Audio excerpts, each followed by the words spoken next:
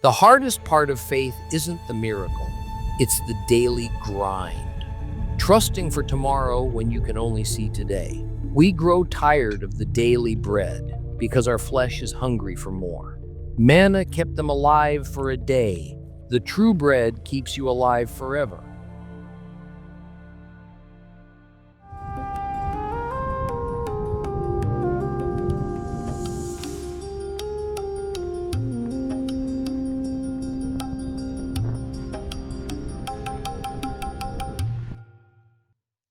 This week, we continue the story of the Israelites leaving Egypt. And this lengthy parasha, Exodus 13:17 to 17:16, raises a variety of topics.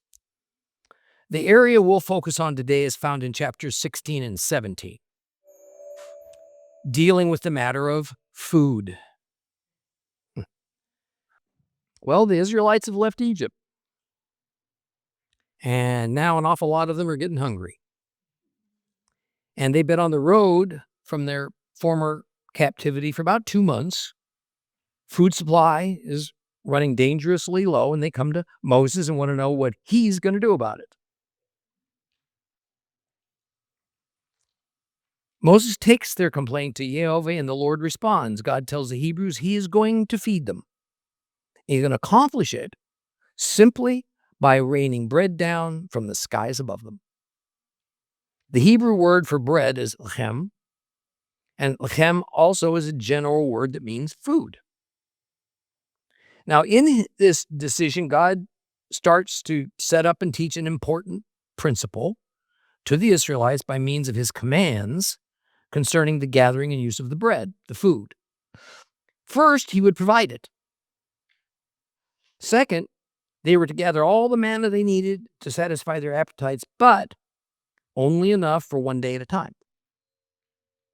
Each day, they were to do this except on the 6th day. Then they were to gather a double portion, a 2-day supply. Now, something interesting is said in chapter 16, verse 6. Moses and Aaron, repeating to the people the Lord's commands concerning the gathering of manna, they say that this is so you shall know it was the Lord who brought you out of Egypt. Actually, what it says is, so you shall know it was Yahweh who brought you out of Egypt.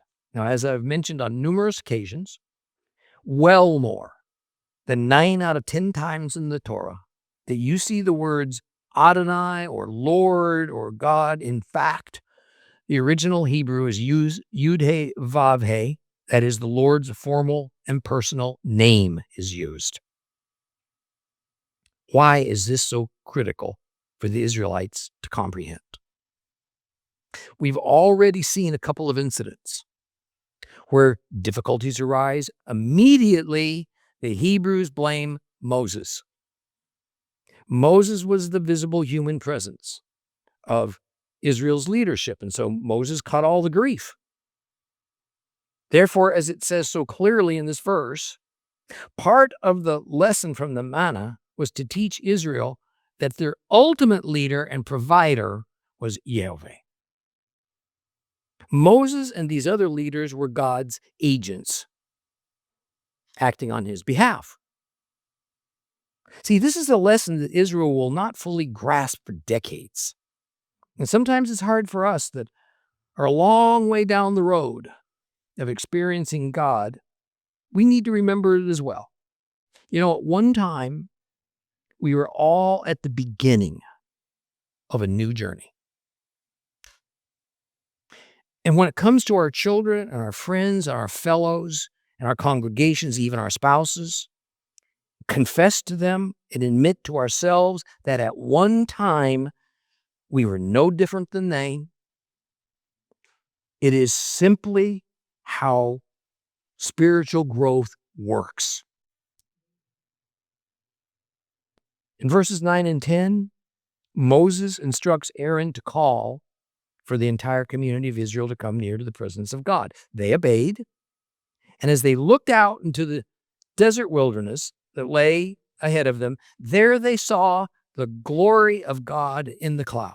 Now, this phrase, the glory of God, is the English translation of the Hebrew words kevod Yehovah.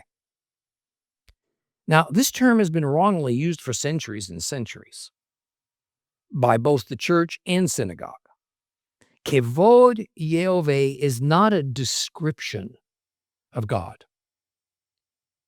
It is the proper name of a specific manifestation of God, just as is the Son or the Holy Spirit or the angel of Yehovah. So why did Moses have to tell these people to stop, look up, come near to the glory? Because while God's presence is available to us, we must choose to come near to him. Sometimes we get so used to the idea of Yeshua being with us, guiding us, that he becomes like an old piece of furniture. Just another feature of the landscape. And so he goes unnoticed in our lives. God's presence had never left Israel. The people just quit looking upon it. And although the bread that fell from the sky every day was fresh, it was in vast quantity, the people were not satisfied with only manna as their primary food source. They complained to Moses, and God again acted graciously. It was around sunset, verse 13 says, when a vast horde of quail appeared on the horizon, suddenly fluttered down upon the startled camp of Israel. Now, reminding us a little of Egypt, when God used natural elements of his creation in extraordinary ways, and at his command to smite Pharaoh and Pharaoh's people, Yehovah uses the quail in such a way to bless his people. Quail migrating across the Sinai and Arabian peninsulas at that time of the year is normal.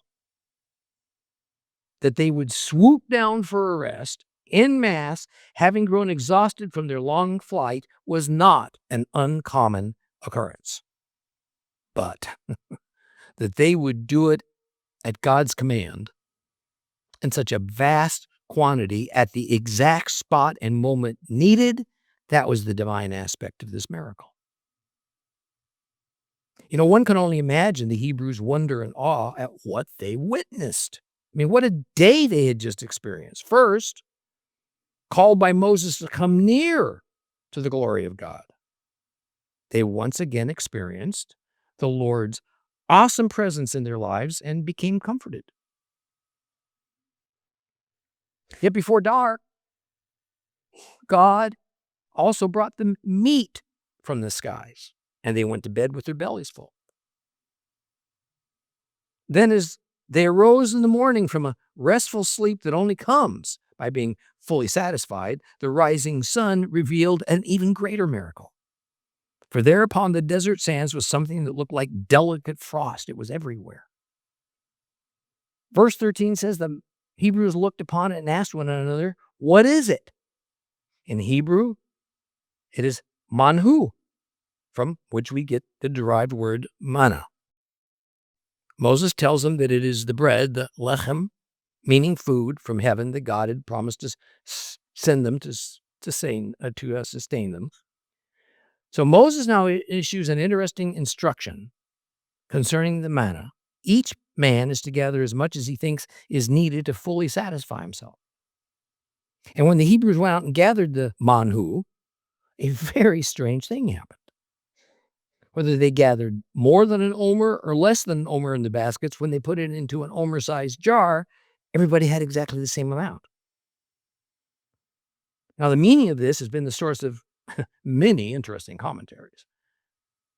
But at the bottom of it is what the Israelites would have learned from this mystery.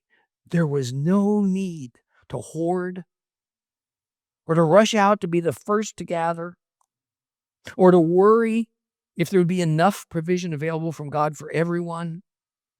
In God's economy, there is no scarcity. His bounty is endless. And equality is not about giving everybody exactly the same. It's about giving to each person fully what they need.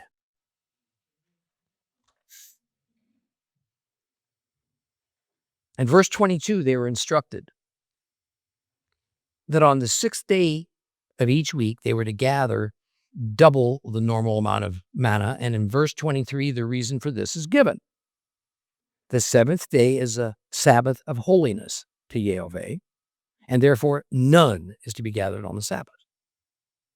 They were given permission to prepare the manhu, however they wished, baked, boiled, whatever. But it had to be done before the end of the 6th day.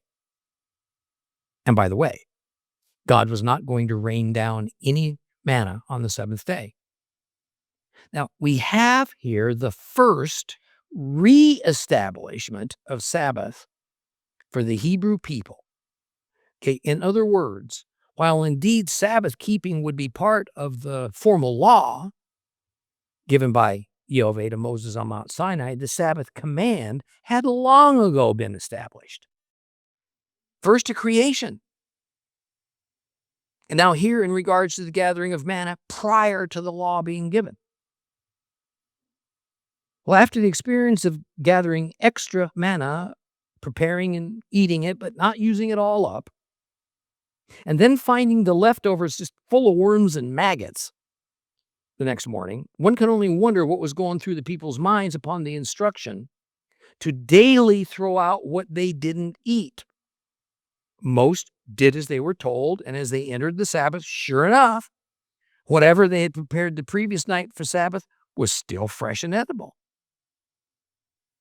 And yet, after all that had happened, some people still got up on Sabbath morning, took their baskets, and went out expecting to gather manna as normal. Naturally, there was none to find.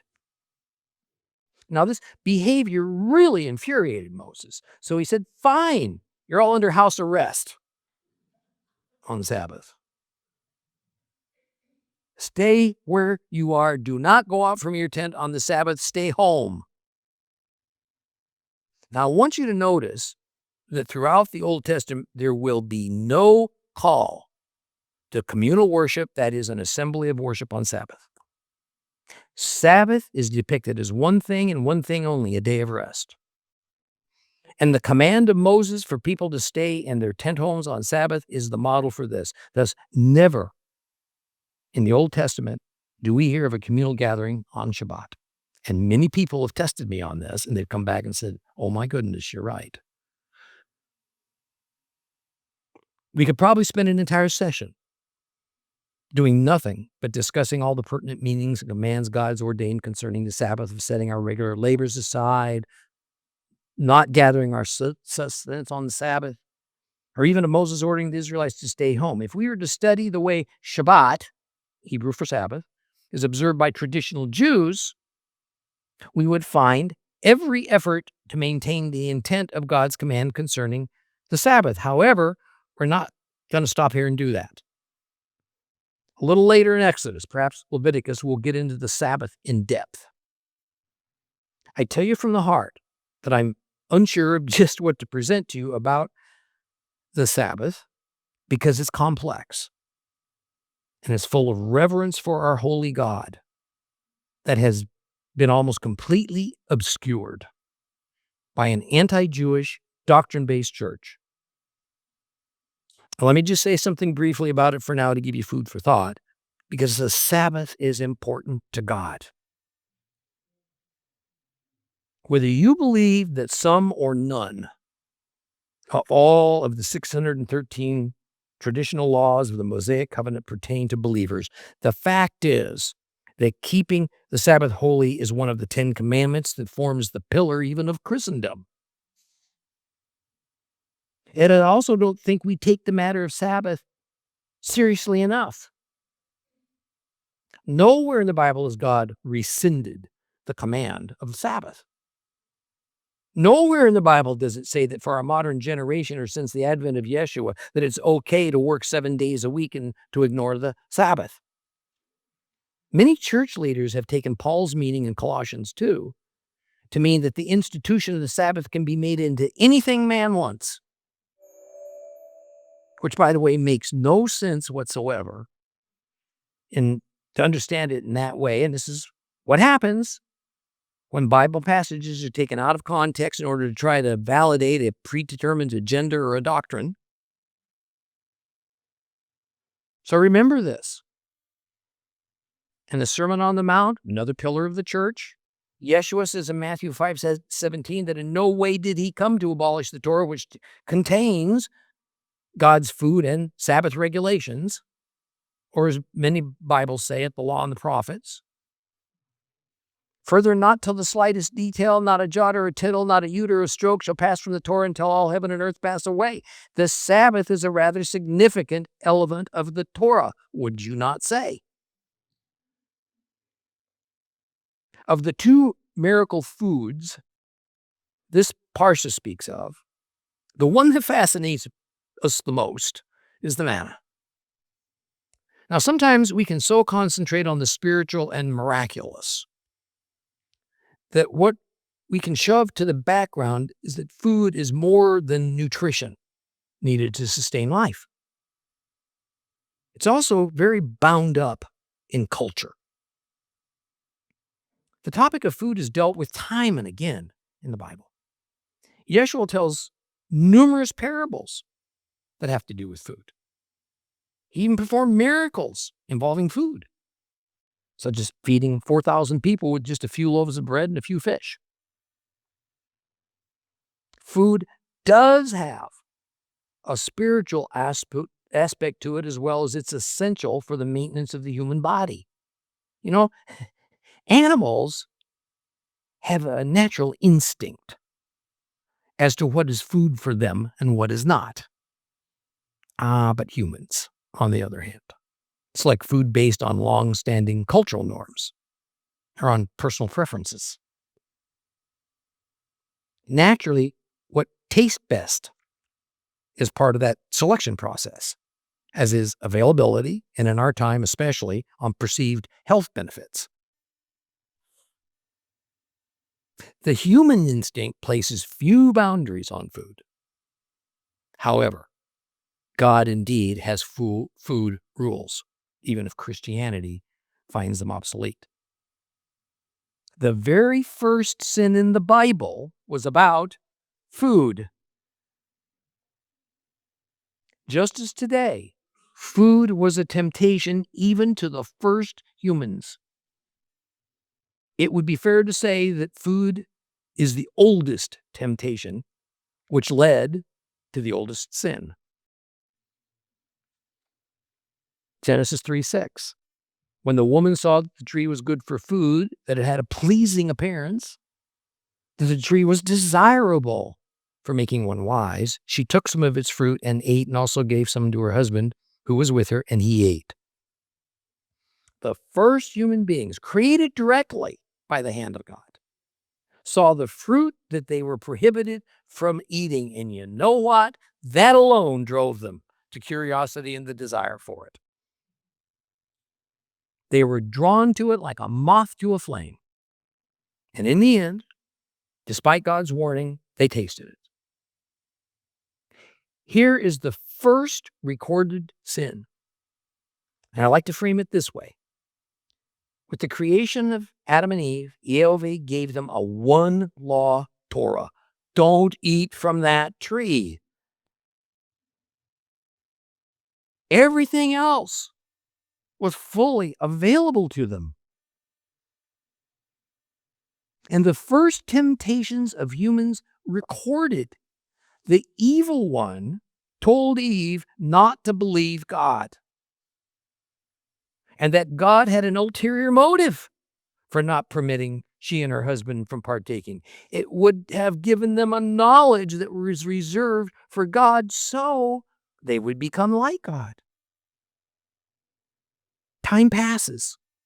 Then we get another interesting story about food. It was about how a hot, well-seasoned bowl of fresh lentil stew with a mouth-watering aroma, and it was enough for a hungry Esau to sell his birthright to his twin brother, Jacob. More time passes and the issue of food arises again, this time from the Israelites who had been recently rescued from Egypt. And in the timeline of history, here's where we encounter the story of manna. Why God gave it to Israel, but also with some restrictions concerning its use.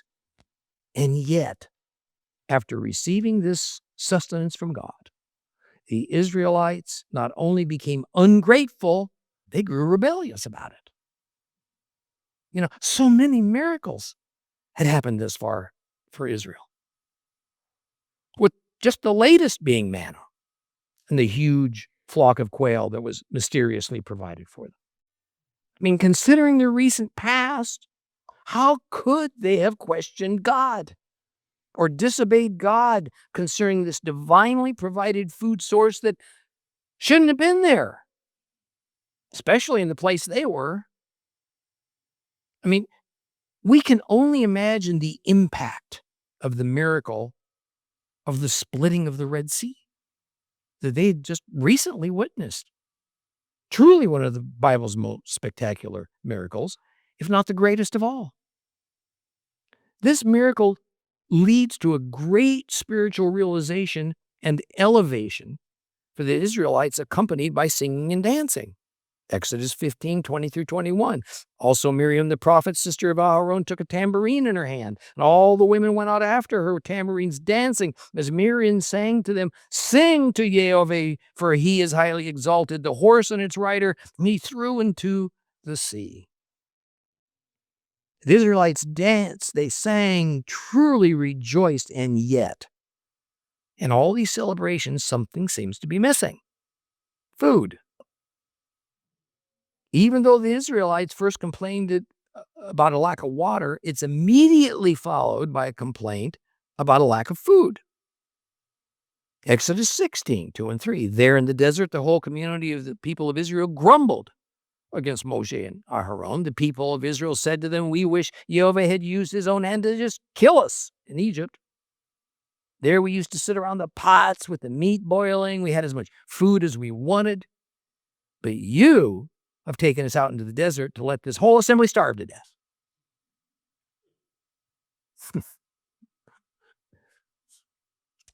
Before we judge the people of Israel too harshly, how many of us have ever felt hunger? I mean, real hunger. The type that gnaws at your stomach, the type that may not allow you access to food for day after day. The feeling of hunger is terrible. It can be quite painful. Certainly, God was aware of this very real need. He wasn't angry with the people of Israel for panicking over their sudden scarcity of food. Because food isn't only meant to provide our bodies with the energy it requires. We find that it's also needed to fulfill social, cultural, psychological needs. Here the Israelites stand before Moses and declare they'd rather die, stomachs full, in Egypt, as slaves, than die free but hungry. Yehovah heard his people, knows it was a just, reasonable, and needed request, so he complied. God's long-term solution for the availability of vast quantities of food that could be accessible by all the people in the wilderness was the manna. A good question. What exactly is manna? Exodus 16:31, the people called the food man. It was like coriander seed, white, tasted like honey cakes. Now that sounds pretty tasty, doesn't it? But after a while, Israel began to grumble over having primarily manna to eat day after day, week after week. Beyond nutrition, it's important that the food we eat is tasty and enjoyable too. And clearly from the description, it wasn't about the taste of the manna, but perhaps even more it had to do with the boring, non-variety of foods they had to eat. Look, I love chocolate chip cookies. But if I had to eat them 3 meals a day for weeks on end with pretty much nothing else to satisfy my appetite, I would get seriously upset about it.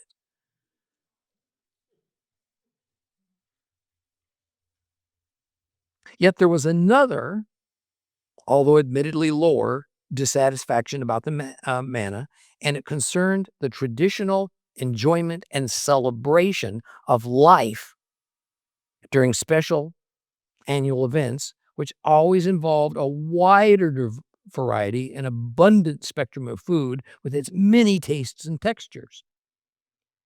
Manna was a kind of survival food.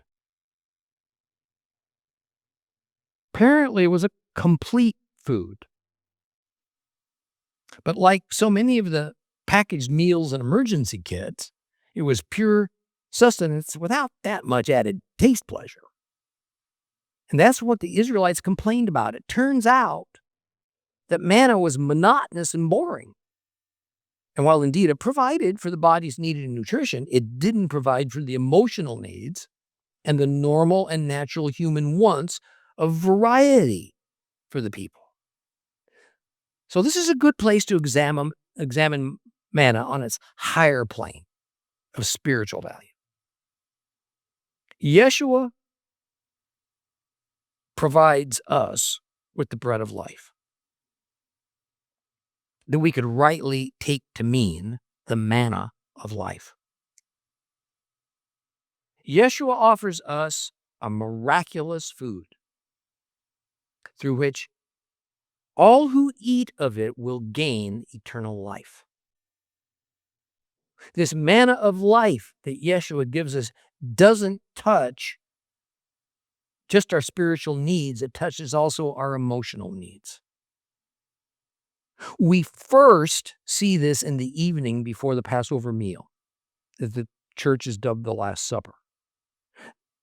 There, the physical act of eating bread and drinking wine was given a special meaning. With the Lord's Supper, we eat, we imagine, we remember Yeshua and what he did for us. Yet those dozen Galilean disciples that joined him that night also needed sustenance. What came with it, though, was something ever more meaningful and powerful. Yeshua provided those who would follow him with life after the death sentence that had come so long ago due to our rebellious ancestors, Adam and Eve. Just as with manna, the source of this rescue from eternal death had to be divine. And yet, still, there are laws and commands that come with it. The people of Israel at first ignored the instructions about when and how to use the manna. Many ignored it, did as they pleased. The result was predictable. The day's leftover manna wound up serving them no purpose. It is the same with accepting Yeshua as our manna. There are rules and commands that come with him. There are millions of people over the centuries who have attempted to ignore those rules and commands, and predictably stumbled along, finding that the results they expected didn't happen. The fault does not lie with the manna or its provider. For more teachings and information, visit us online today. Come and be a part of our fellowship here at The Seed. Enjoy worshiping and learning God's Word with us.